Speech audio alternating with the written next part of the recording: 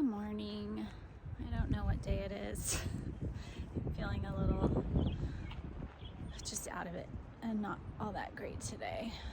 Just mentally, really. I think just tired, and I think the heat gets to me a lot. But anyway, we're starting another day. This was our campsite here, which is just tucked right next to the road where the fire station is. And you can get water there at the fire station, which is nice, especially in this area. So yeah, I'm gonna start hiking.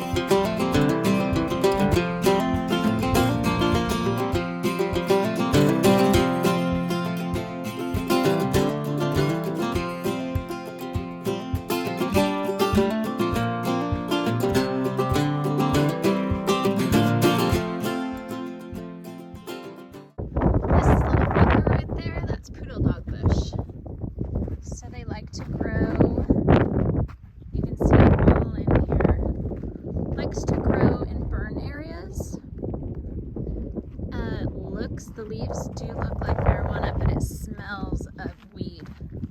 Very strong weed smell. So this was our campsite last night. We're just finishing up. Christopher is, and I'm gonna head out. He's much faster than me, and I need to hike as much as I can early in the morning before the heat hits too much. Yeah, this was in the middle of a burn area. Not the prettiest of places and super windy, but it sufficed. We did not sleep good last night, and my foot is really starting to hurt. The top of it has been bugging me, but last night was the first night where it was keeping me awake. To move it hurt, so a little worried about that, but we'll see. So I think today's the 25th of April. And we are just 2 more nights on trail before we hit Hikertown. And we were able to camp last night with Martin, which was nice. He was a little bit above us, but we met him and had dinner. There's that fucking poodle bush. Gotta watch for that shit today. Okay, let me get off the camera so I can really watch where I'm going.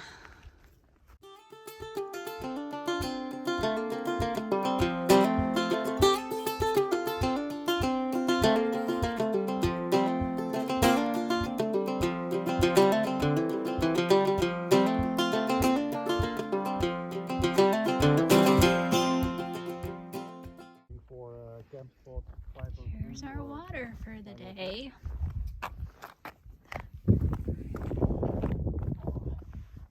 Yum, yum, yum.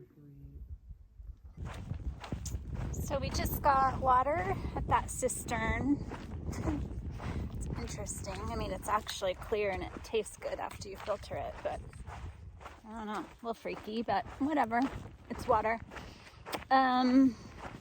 We're just 7/10 of a mile to a place where we might camp. It's kind of early, but we made good mileage. It will have been a 13-mile day, which for us is good. Pretty perfect. There's also an abandoned campground 1 mile further that we are considering. So we'll see what these campsites look like first. And then tomorrow we either do kind of an easier day and then an easy hike into Hikertown, or we do one long, I think 14-mile day, 14 and a half into Hikertown. So not sure what we're gonna do quite yet, but today's been good. It's easier than yesterday. It was just really pretty in the trees most of the hike, and only 2.25 mile elevation climb of like 975 feet. So other than that last 2.25 miles, everything's been super cake. Yeah, so it's been a good day. We are camped at a deserted campground. Big Bear Campground is no longer in use, and it's a little like a ghost town, but it's doing the job for us. We actually have tables we can sit at, and we are here with Martin, and yeah. Good morning. Our plan for today, I slept okay. Chris didn't sleep so well, but we're at this campground that we described. Had another hiker come in really late and leave really early. But today we just have an easy coast, kind of flat and downhill, 13 miles to hiker town. We're going to go ahead and just plow through that and get there, and then probably take a 0 tomorrow, do some laundry, and get ready for the aqueduct hike. Get the intel on that. We also have a box there. So today should be pretty easy. I'm feeling good. My foot was actually better last night than it was the night before, so I'm happy about that. Yeah, I guess that's it. It's another beautiful day. I think it's going to be a warm one, so we'll see you on trail.